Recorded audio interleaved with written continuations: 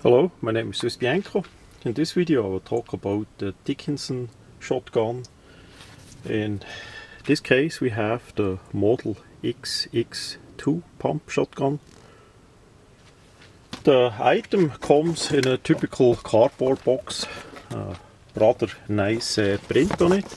The item is in that plastic bag, and you get next to the manual there the gun lock as well. As we look quick at the manual, this is rather thick. Just that the manual is on the video too. You can always stop the video and look at the manual in detail. Basically we have here a 12 gauge 2-3/4 and 3-inch pump action. Apparently the manual had a bit of trouble too, not only the shotgun. That's the first time I look at the manual, because it's basically simple pump action. So we have that out of the way too. Now unfortunately this is the worst pump action that I ever got in all the decades in the industry. I will show some of the details. First, that was a test. Many times I get items just for test to see how well they work, to give a feedback on the video, and this is the case here too. Now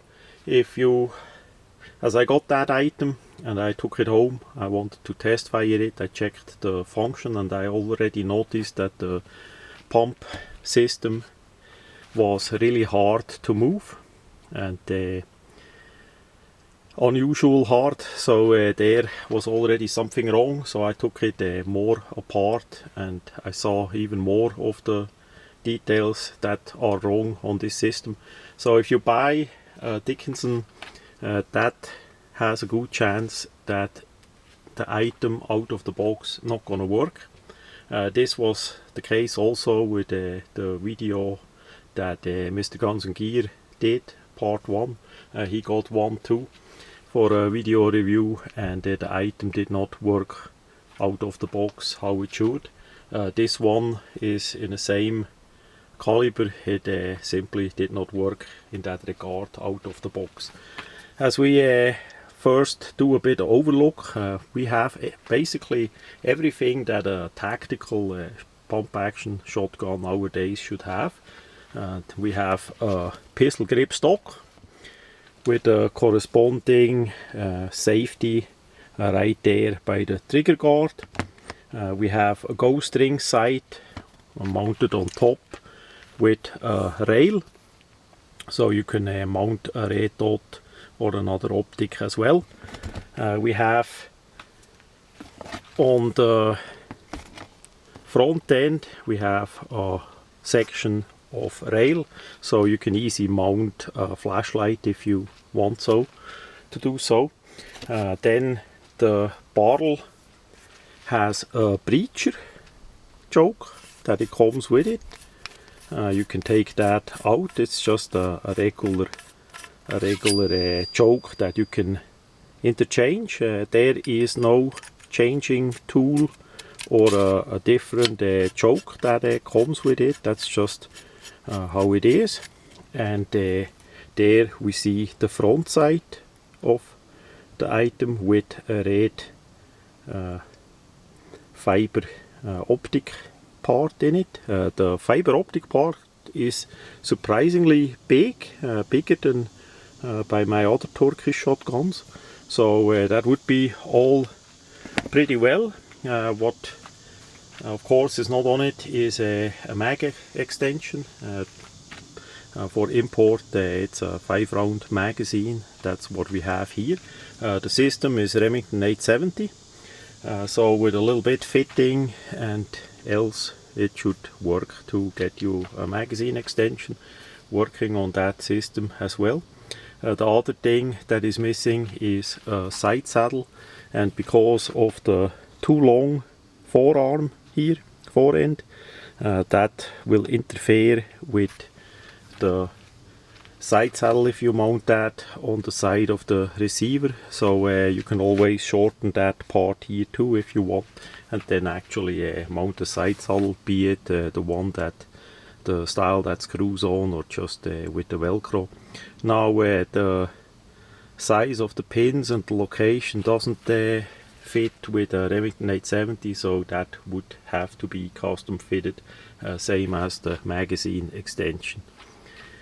One of the typical drawbacks on Turkish shotguns is present here too. We have the rail on top, just secured with that screw there.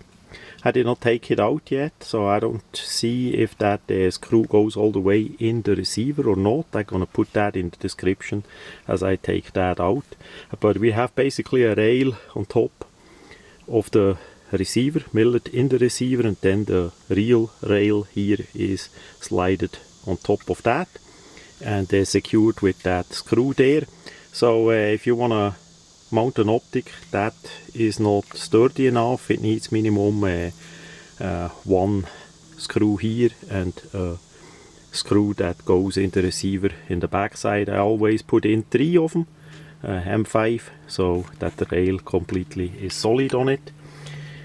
That's just the typical example. The barrel is 3 inch.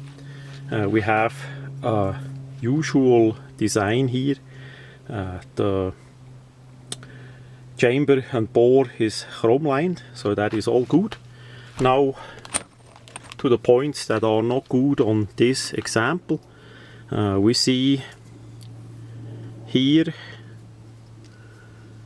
on the extractor groove, we see a big part that is not correct milled, machined, that need to be removed for better extraction.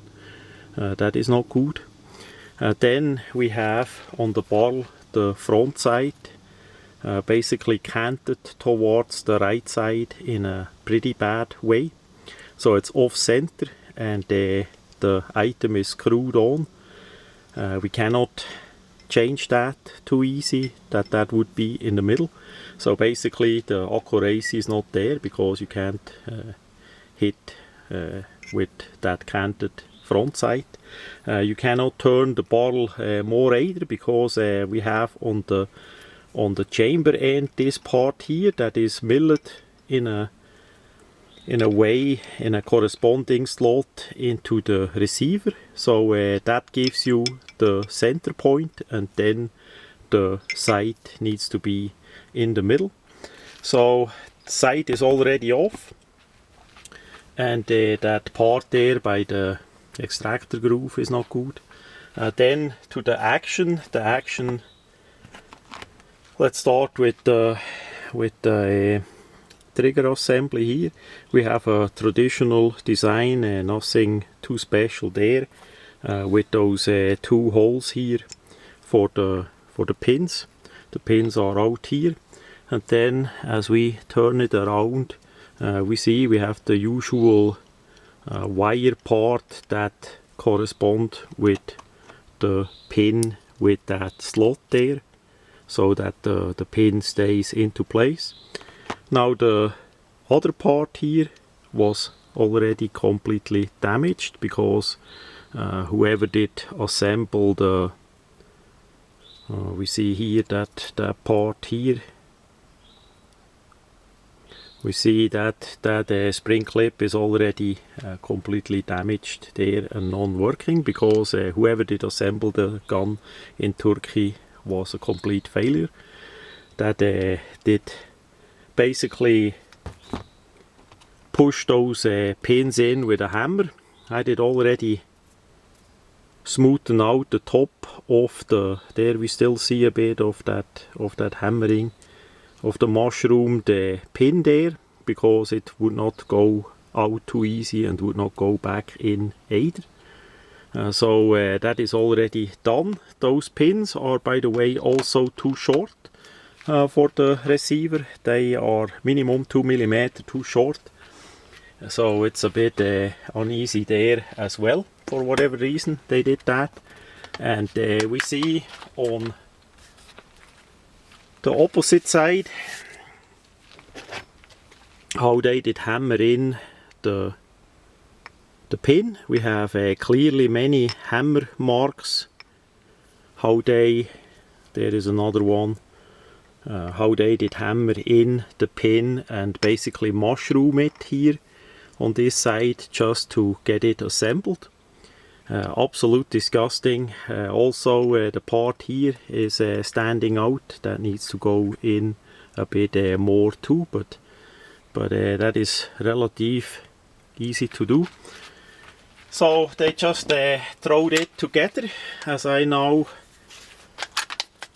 take the bolt out, the bolt goes relative uneasy in and out as well. That's why the gun is disassembled. On the table here we see, actually I need to take a bit the grease off. I did put on some oil and grease just to see if it's gonna work, and of course it did a little bit better, but still not in the way how that should. Now this is how the item did look as I took it out first. We see here all those grinding marks, even on the locking piece. On the back side here, something is really not correct fitted with that bolt. That's why that pump action, the movement is so absolute horrible in this case here. We have a typical design. Again, I did grease the thing a bit up that hopefully would work better, but that's how that looks. It's a cast bolt, how it looks from the finish. Simple moving block design here with the locking as we know it from other pump action. Nothing special at all. So yeah, that's the point where it simply has a trouble and it would not work out of the box.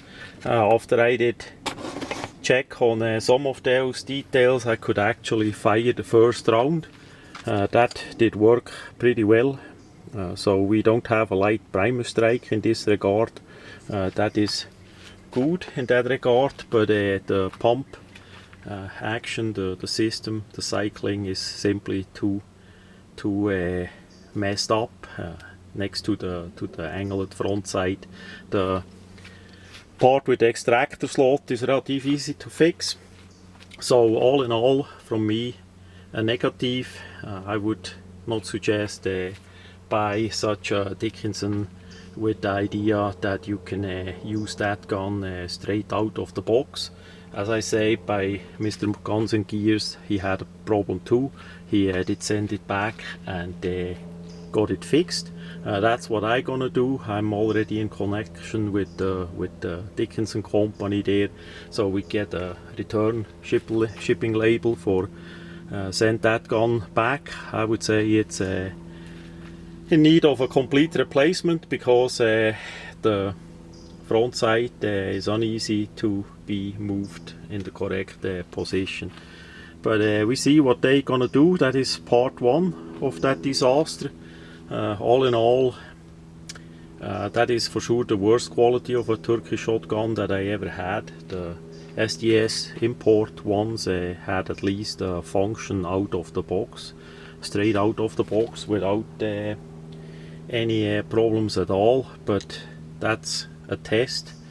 Hopefully it helps some people make up the decision if they want to buy that or not. Just if you have another shotgun already and you can tinker with it in case it doesn't work, then it's all good. But for me it's not much of a problem. I have enough pump action shotguns that actually work. So we have time to see what's gonna happen with this one, and then I make a second video, an update video about it. So that much about that Dickinson failure of a shotgun.